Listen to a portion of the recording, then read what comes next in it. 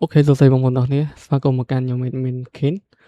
នៅក្នុងវីដេអូមួយនេះគឺខ្ញុំនឹងមកធ្វើការនិយាយអំពីរបៀបនៅក្នុងការហៅលុយជាមួយនឹង YouTube ឆ្នាំ2026ហ្នឹងហើយការពិតទៅ YouTube គឺអត់មានអីពិបាកទេបងប្អូនគ្រាន់តែមើលវីដេអូមួយនេះទៅហើយព្យាយាមសង្កេតហ្នឹងហើយថាយើងធ្វើម៉េចដើម្បីទទួលបាន Monetize ណាបាទអញ្ចឹងអឺចឹងរបៀបនៅក្នុងការបាន channel monetize បងប្អូនទាំងអស់គ្នាត្រូវធ្វើមិនខ្លះអញ្ចឹងធ្វើតាមតែវីដេអូនៅក្នុងវីដេអូនេះដែលខ្ញុំប្រាប់ទៅហើយខ្ញុំនឹងមកយក channel ដែលមាន monetize ឲ្យបងប្អូនទាំងអស់គ្នាមើលថា channel របៀបម៉េចដែល channel monetize អញ្ចឹងណាហើយឥឡូវជាក់ស្ដែងនៅក្នុង channel មួយនេះផងដែរគឺអត់មាន monetize ទេដោយសារតែ channel យើងអត់ទាន់គ្រប់គោលការណ៍បាទហ្នឹងហើយគោលការណ៍របស់យើងគឺបានចំនួន78 subscribe ហើយម៉ោងរបស់យើងបានចំនួន71ម៉ោងបើយើងមើលនៅក្នុងមួយខែចុងក្រោយអូខេហើយមួយខែចុងក្រោយយើង subscribe ឡើងតែប្រហែល10 subscriber ទេហើយ subscribe សរុបគឺ78 subscribe អញ្ចឹងបងប្អូនទាំងអស់គ្នាដែលចូលថ្មីកុំភ្លេចជួយ like វីដេអូនេះក៏ដូចជា subscribe ម្នាក់មួយផងបើសិនជាគិតថាល្អណាអូខេអញ្ចឹងយើងចូលមកកាន់ setting channel របស់យើងមកអានេះគ្រាន់តែជា basic នៃការហៅលុយជាមួយ YouTube ទេហ្នឹងហើយបន្ទាប់មកយើងចូលមក channel នៅកន្លែងនេះយក country ដែល YouTube support អញ្ចឹងបងប្អូនទាំងអស់គ្នាយកប្រទេសណាយកទៅបាទប៉ុន្តែនៅកម្ពុជាយើងក៏ YouTube support ដែរបានន័យថាយើងដាក់ទីតាំងនៅកម្ពុជាប៉ុន្តែយើងមានសិទ្ធិនៅក្នុងការ apply ដើម្បីសាងប្រាក់ចំណូលអូខេអញ្ចឹងនៅពេលយើងហើយយើង save មកតបមកទៀតយើង advanced setting នៅកន្លែងនេះគេសួរយើងពាក់ព័ន្ធជាមួយនឹងក្មេងណាបាទហ្នឹងហើយអញ្ចឹងនៅកន្លែងហ្នឹងបងប្អូនទាំងគ្នា select យន្ត No មកហើយបងប្អូនទាំងអស់គ្នាចុច save ទៀតមកហើយនៅក្រោមនេះមិនចាំធ្វើវាអីទេមិនចាំចុចទេហើយនៅកន្លែងពាក់ព័ន្ធជាមួយនឹងaccess to feature នេះបងប្អូនទាំងគ្នាធ្វើការចុចបើកវាមកបាទហ្នឹងហើយនៅកន្លែងចំណុចនេះគ្រាន់តែធ្វើការចុចចឹងមកហើយបងប្អូនទាំងគ្នាចុចបើកមកមានកន្លែងបើកគេដែលគេឲ្យដែលគេបង្ហាញណាបាទហ្នឹងហើយអធ្យាស្រ័យហើយទី2យើងគ្រាន់តែធ្វើការ verify បាទ Spotify ជាមួយនឹងលេខទូរស័ព្ទមកបាទហ្នឹងហើយបងប្អូនទាំងអស់គ្នាធ្វើការដាក់លេខទូរស័ព្ទយើងមកបន្ទាប់មកគ្រាន់តែចុច next ទៅហើយយកលេខកូដដែលគេផ្ញើទៅកាន់លេខទូរស័ព្ទយើងមកបំពេញនោះគឺវារួចរាល់ចេញ tick ដូចបែបហ្នឹងដែរបាទហើយចំណុចទី3បាទហ្នឹងហើយទី3នេះកន្លែងចុងក្រោយគេ advanced feature នេះគឺបងប្អូនទាំងគ្នាធ្វើការអូខេកន្លែងយើងយក access the function ហ្នឹងហើយ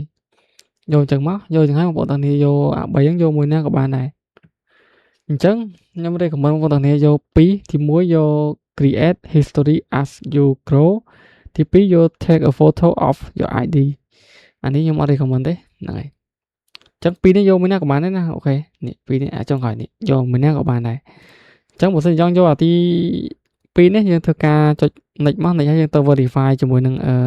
អត្តសញ្ញាណប័ណ្ណហើយជាមួយនឹងមុខរបស់យើងណាបាទប៉ុន្តែបើសិនជាបងប្អូនទាំងគ្នាធ្វើការផលិតវីដេអូដំបូងយកអាចុងក្រោយនេះក៏បានដែរបាទហ្នឹងហើយយកអានេះមកហើយយើងចុច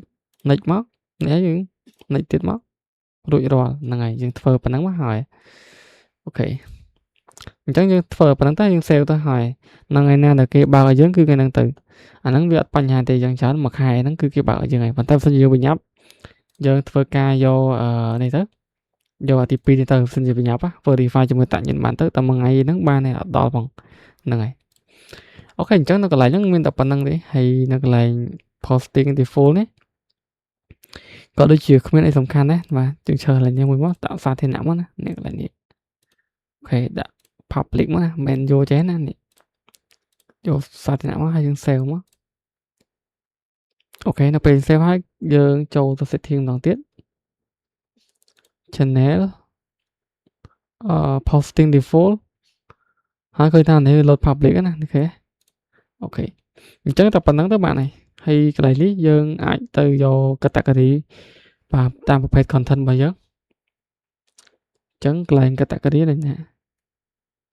អូនេះគេចេញបង្ហាញជា tab វិញណាបាទហ្នឹងហើយកន្លែងខ្លះគេបង្ហាញតាម category នៅកន្លែងខ្លះទៀតគេដាក់តែជា tab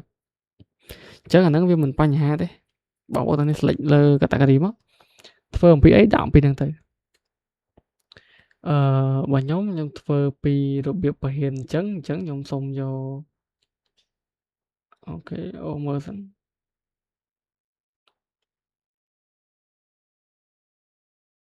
មាន education comedy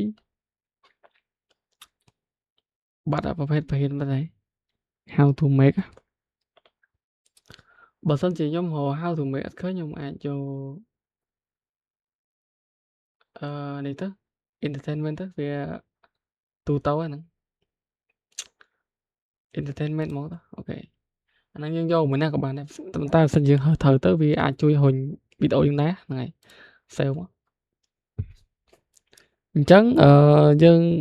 setting រៀបចំតែប៉ុណ្្នឹងទេហើយឥឡូវយើងទៅបង្ហាញអំពី monetize ចូលមកកន្លែង make money ឬក៏អីហ្នឹងទៅបាទ make money ឬក៏ earn ហ្នឹងហើយអញ្ចឹងនៅកន្លែងនេះវានឹងបង្ហាញបែបនេះឬក៏ channel ខ្លះអត់បង្ហាញដូចខ្ញុំទេប៉ុន្តែវាស្តៀងគ្នាអញ្ចឹងនេះគឺជាគោលការណ៍របស់ YouTube បាទ 1000 subscriber ហើយជាមួយនឹង 4000 ម៉ោងបាទហ្នឹងហើយអញ្ចឹងយើងធ្វើមិនរកឲ្យបានប៉ុណ្្នឹងមកបាទទី1 1000 subscriber ទី2 4000 ម៉ោងក្នុងរយៈពេល1ឆ្នាំបាទ365ថ្ងៃហ្នឹងបែរថា1ឆ្នាំបើសិនជាយើងរត់គ្រប់ 4000 ម៉ោងទេគឺ YouTube នឹងកាត់ប៉ុន្តែកាត់មួយថ្ងៃរាប់ទៅក្រោយអញ្ចឹងណាអូខេអញ្ចឹងសង្ឃឹមបងប្អូនអរនេះយល់អញ្ចឹងនេះគឺជា channel ដែលមិនមាន monetize អូខេអញ្ចឹងខ្ញុំទៅយក channel ដែលមាន monetize ជូនបងប្អូនទាំងនេះឲ្យមើលថាវាខុសគ្នាបែបម៉េចអញ្ចឹងណាបាទហ្នឹងហើយអូខេបាទអញ្ចឹងនេះគឺជា channel ដែលយើងមាន monetize ប៉ុន្តែខ្ញុំសូមបិទបន្តិចណាបាទចំពោះ content ខ្ញុំអត់នេះទេអត់ដាក់បង្ហាញទេហ្នឹងហើយបងប្អូនទាំងនេះអាចសិក្សាអំពី content បានទៅធ្វើអំពីអីក៏ធ្វើទៅវាឲ្យតែស្របជាមួយគោលការណ៍ YouTube ណាអូខេអញ្ចឹងនេះគឺជា channel monetize បាទឃើញចំនួនទឹកលុយទី1ទី2 watch time ទី3 view បាទអញ្ចឹងយើងឃើញអញ្ចឹងយើងចូលមកឃើញប៉ុណ្ណឹងបន្ទាប់មកយើងចុចមកកន្លែង content ហើយឃើញថាមានដុល្លារពណ៌បៃតងឃើញបងប្អូនទាំងនេះហ្នឹងគឺជា channel monetize បាទឃើញថាមានដុល្លារពណ៌បៃតងគឺជា channel monetize ហ្នឹងឯងគឺវាបង្ហាញបែបហ្នឹងហើយបងប្អូនខ្លះគាត់ឆ្ងល់ថាមួយ channel គាត់អត់មានបែបហ្នឹងអញ្ចឹងបាទមូលហេតុនោះគឺគ្មានអ្វីទេបាទដោយសារ channel គាត់អត់តមាន monetize អញ្ចឹងនៅពេលដែល channel យើងមាន monetize គឺវាលោតដុល្លារពណ៌បៃតងបែបហ្នឹងឯងហើយលុយហូរបានតិចច្រើនអាស្រ័យទៅលើ view របស់យើងបាទហ្នឹងហើយអាស្រ័យលើ view របស់យើងក៏ដូចជាអាស្រ័យទៅលើ audience ហ្នឹងហើយអញ្ចឹងខ្ញុំចូលមកកាន់ analytics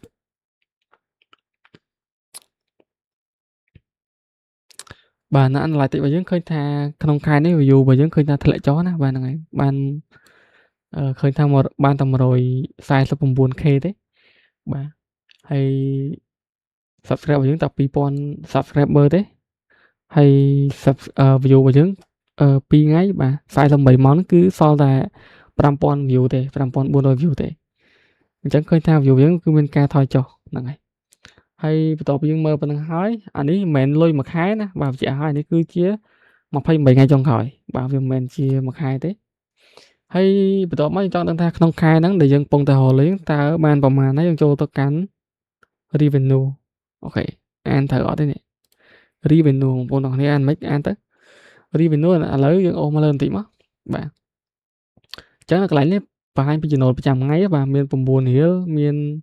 12រៀលមាន4រៀល3រៀល2រៀលអញ្ចឹងទៅបាទគឺថាវាតាម view តិចច្រើនអីចឹងណាបងប្អូនហើយតាម RPM របស់យើងដែរឃើញថាវាមានពេលខ្លះក៏វាតិចពេលខ្លះក៏វាច្រើនគឺវាអត់ទៀងទេ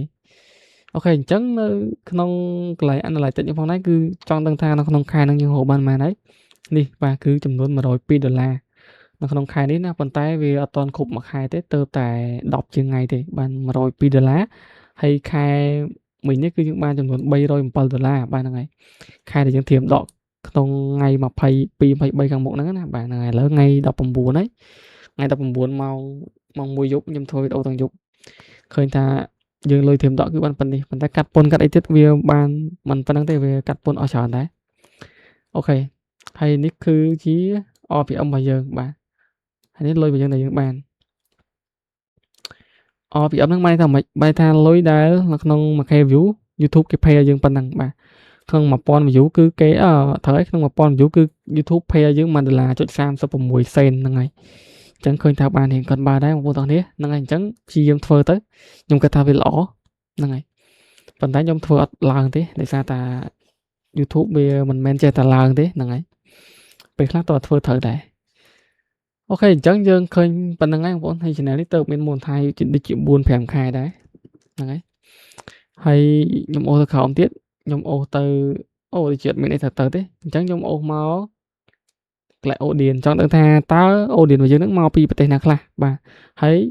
តើប្រទេសណាខ្លះដែល RPM ថ្លៃអញ្ចឹងណាបាទហ្នឹងហើយយើងទៅឆែកមើលទាំងអស់គ្នាហើយធ្វើវីដេអូបុកទៅកាន់ប្រទេសដែល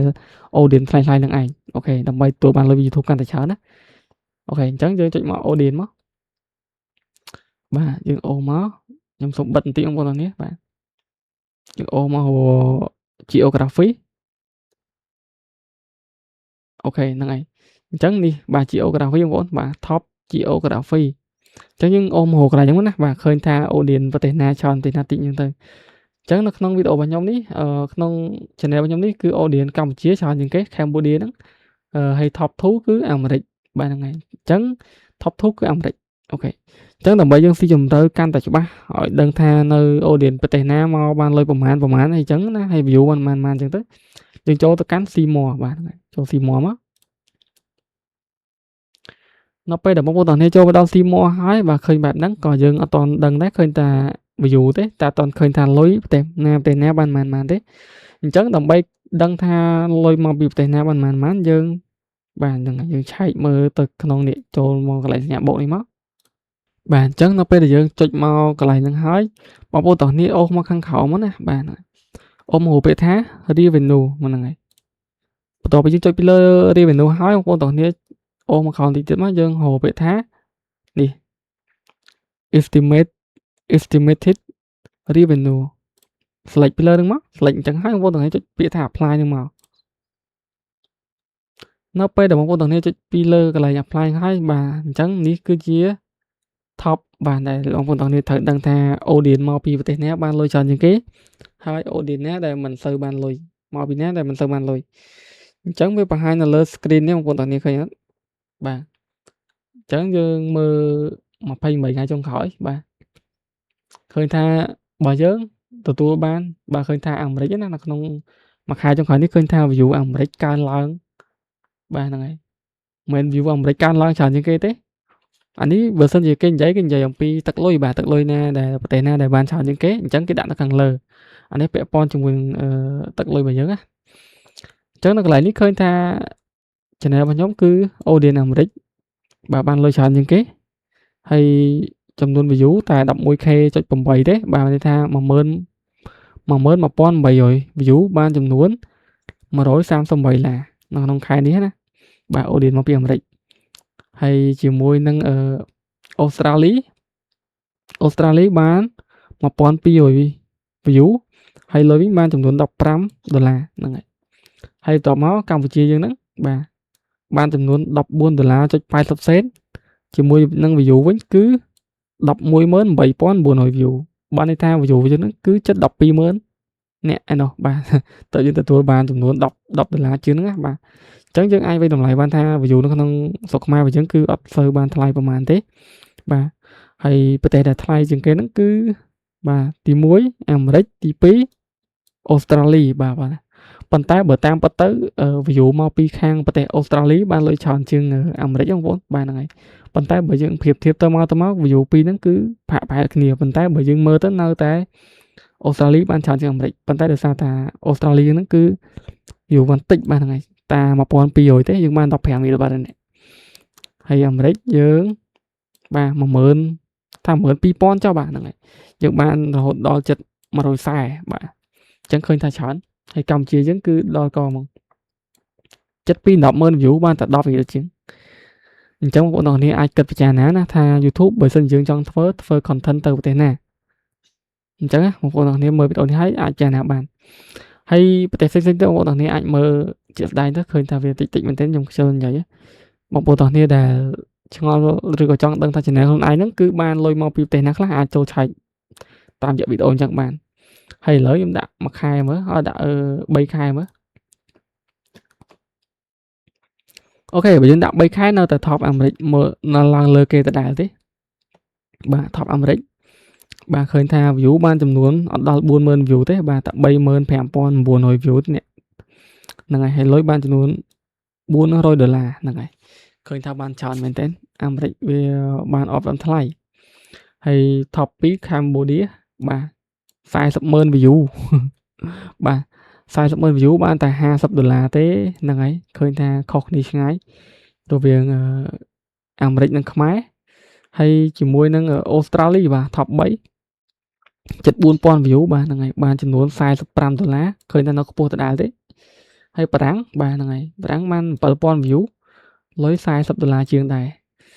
អូខេហ្នឹងហើយអញ្ចឹងខ្ញុំគិតថាវីដេអូរបស់ខ្ញុំមានតែប៉ុណ្្នឹងទេបងប្អូនទាំងនេះយើងអត់មានអីទៅនិយាយទៀតទេបងប្អូនទាំងនេះអាចពិចារណាមើលបានថាយើងគួរធ្វើ content បែបណាបើសិនជាយើងរើសត្រូវគឺបានលុយច្រើនអញ្ចឹងបងប្អូនទាំងនេះអាចគិតពិចារណាបានថាយើងយក content បែបទៅអាមេរិកឬក៏យើងយក content បែបនៅខ្មែរអញ្ចឹងណាខ្ញុំអត់ដឹងថាបងប្អូនទាំងនេះចង់ធ្វើបែបម៉េចទេអញ្ចឹងអាចធ្វើតាមតែចិត្តបងប្អូនទាំងនេះដែលចង់បានហ្នឹងហើយចឹងវីដេអូខ្ញុំមានតែប៉ុណ្្នឹងទេបងប្អូនទាំងនេះកុំភ្លេចជួយ like subscribe ក្នុង channel ខ្ញុំនឹងមួយផងបើសិនជាបងប្អូនទាំងនេះដែលមកថ្មីៗណាអូខេអរគុណច្រើនជម្រាបលាជួបគ្នាវីដេអូក្រោយ